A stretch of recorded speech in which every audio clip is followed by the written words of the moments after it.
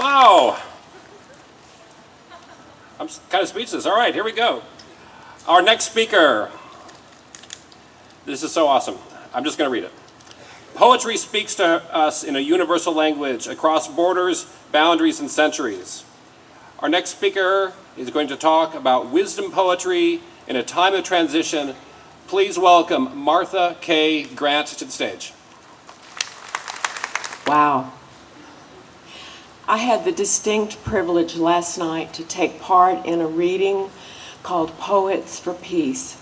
There were several of us that gathered for a group of about 36 people and read our own poems and sang songs and celebrated, hopefully, a new beginning. It's been a difficult week. It's been an odd year. So I bring you today some of my own poems. The first one is titled Standing in the Gap, and I imagine that you sort of feel like you're standing in the gap too. It is not clear to me whether the view from my window is up into the infinite expanse of the night sky or down through the grid of a glass-bottomed boat into the equally mysterious depths of a raging sea. I stand in the gap. This is not the first time I have not known down from up. This is not the first time light has shone in an uncomprehending darkness. I'm inspired by some of the mystical poets over the centuries, Hafiz and Rumi particularly.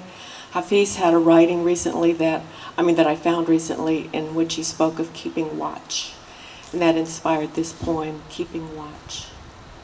You are still here in the morning, O Holy One. When I peek at the clock through slitted lids, you who whispered me into sleep last night are still here standing watch. Running your fingers through my hair snarled on the pillow, through the tangle of sleep and dreams, fear and hope, breathing me into this new day. This poem is a heart that listens, and the unfamiliar term in it is Hebrew, leb shomeah. You'll hear it in the poem, a heart that listens. Give your servant leb shomeah, the prophet prays, a listening heart to hear what ears might otherwise miss, like the sound of grace going about its business, carefully peeling cobwebs from the corners of your walls and weaving them into lace curtains to replace your blackout shades. I want to read that one again. It's one of my favorites, and I honor the duck, but I also honor grace in other guises. A heart that listens.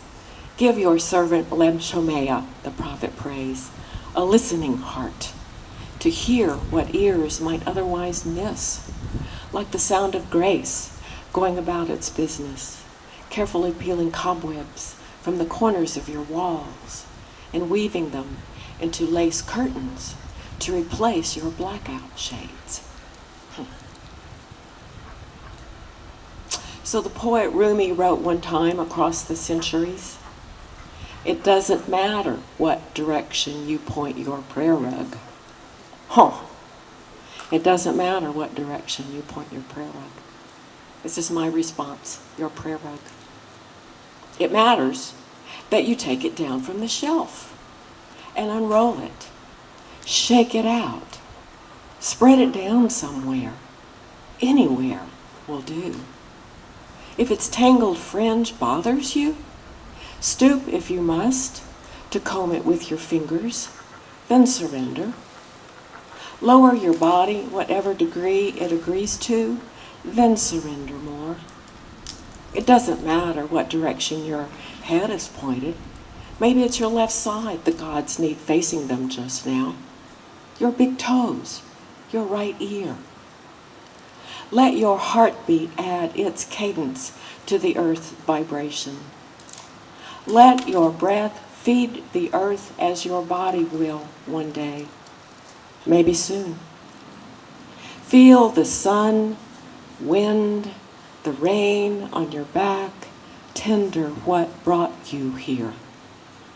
You, your tattered rug, its fringe. Feel the quiet untangling of the knots. Thank you.